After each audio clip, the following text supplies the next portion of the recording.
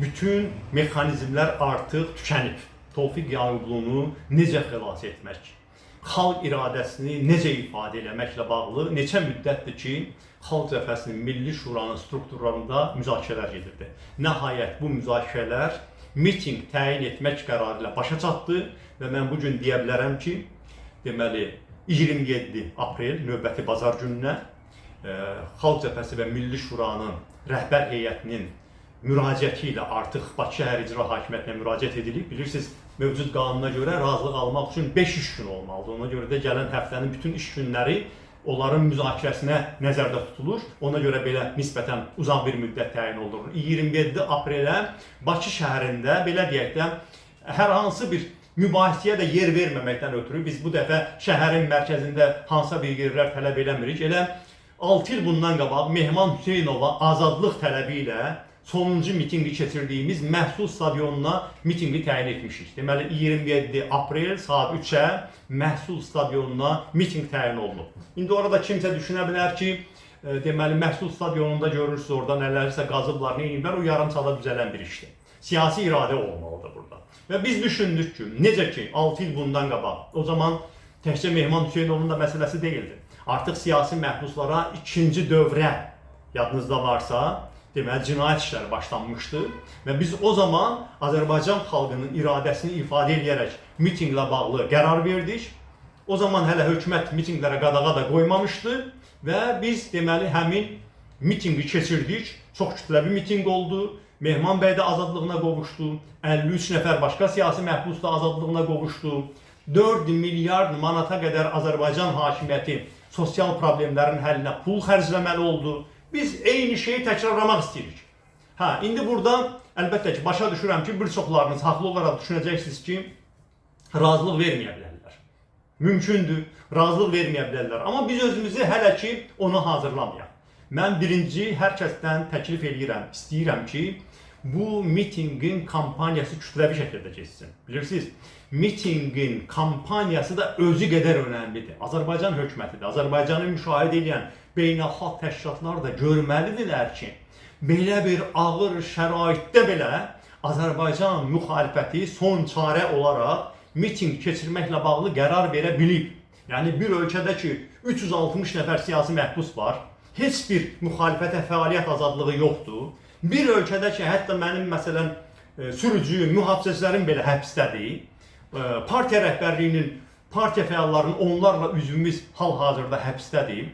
Tofiq Yaqublu kimi insan məhv edilir. Azərbaycanın demək olar ki, bütün populyar müstəqil jurnalistləri, bütün populyar vətəndaş cəmiyyəti fəalları həbsdədir və belə bir ölkədə biz yenə də dinc miting keçirmək iqtidarında olduğumuzu ortaya qoyuruq. Biz mitinglərə 10 minlərlə insanı toplayıb orada Tofiq Yaqubluya azadlıq şüarı səsləndirəcəyimizə inanırıq və bu bizim özgüvənimiz və cəsarətimiz. İndi hökumət cavab verməlidir, bilirsinizmi? İndi bu yaxınlarda İlham Əliyev çox böyük iddialarla danışırdı ki, beynəlxalq mətbuat nəyə görə Azərbaycan hakimiyyətini diktatura elan edib? Niyə görə Azərbaycan hakimiyyətinin haqqında diktatura kimi danışırlar, belə təəssürat yaradırlar? Bu yaxınlarda Xarici İşlər Nazirliyi də Avropa Şurası Parlament Assambleyasının prezidenti ilə bəyanat davasına çıxmışdı ki, nəyə görə İlham Əliyev haqqında diktator ifadəsi işlədi? İndi buyursun, Azərbaycan hökuməti bütün dünyanın qarşısına göstərsin ki, Azərbaycan diktatura deyil. İlk növbədə Tofiq Yaqublunu azad eləsin. Xalqın mitinglərinə imkan versin.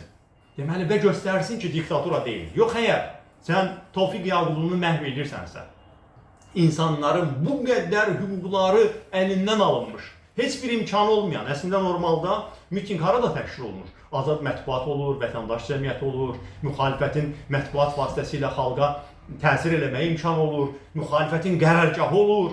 Bunların heç biri olmadan belə biz əgər miting istəyiriksə və sən hətta bu imkanı da qapadırsansa, necə çıxıb cəmaata, beynəlxalq aləmə deyəcəksən ki, bizi diktatura elan etməyin? Mən burada haşiyə çıxıb bir neçə kəlmə də tanınmış jurnalist Əvəz Zeynallah haqqında danışmaq istəyirəm. Hər kəs bilir artıq, sosial şəbəkələri izləyənlər xəbərdardılar. Çox təəssüf edirəm, mən çox məyus oldum. Əvəz bəydə ağır xəstəlik deməli aşkarlanıb. Artıq onun bağırsaqlarından başlamış xərçəng xəstəliyi qaraciyərinə gəlib çatır. Metastaz verir. Yəni insanın həyatı həqiqətən ciddi təhlükə altındadır. Yəni bu gün onu azad eləsən, bu gün yaxşı, ən yaxşı dünyanın klinikalarına göndərsən, təminat yoxdur ki, onu xilas edə biləcəksən. Amma onu hələ də saxlayırlar həbsxanada. Yaxşı, sən Əvəz Zeynalını ölümə məhkum eləməmsən, amma bu gün öldürürsən də adamı. Və hamı da bilir ki, bu ölkənin talan edilməsinin məsuliyyətini Əvəz Zeynalını daşımır axı. Bu ölkədə korrupsionerlərin, oğruların, rüşvətxorların kim olduğunu bütün millət bilir də. Sən indi ölkənin tanınmış jurnalistlərindən birini, tanınmış ictimai xadimini bu şəkildə məhv edə bilməzsən axı. Yaxud əgər Əvəz Zeynallı kimi adamı məhv eləyib, Tofiq Yaqublu kimi adamı məhv eləyib, insanların hətta bu məhdud şəraitdə də toplaşmasına imkan vermirsənsə, o zaman nəyə görə narazılıq edirsən ki, Azərbaycan diktatura adlanır? Bəs nə adlandırsınlar Azərbaycanı? İndi hesab edirəm ki, əlbəttə ki, Azərbaycan hakimiyyəti üçün də bir seçimdir.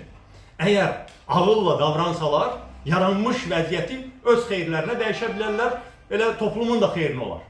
Tofiq Yaqubunu azad eləmək, bu mitinqin keçirilməsinə imkan yaratmaq, Əvəz Zeynallını azad eləmək və buradan başlayaraq digər siyasi məhbusların da azadlığına keçmək Azərbaycan cəmiyyəti üçün bir yüngüllük gətirər. Azərbaycan hakimiyyəti də ondan sonra mübahisələndirər ona diktatura deyənləri.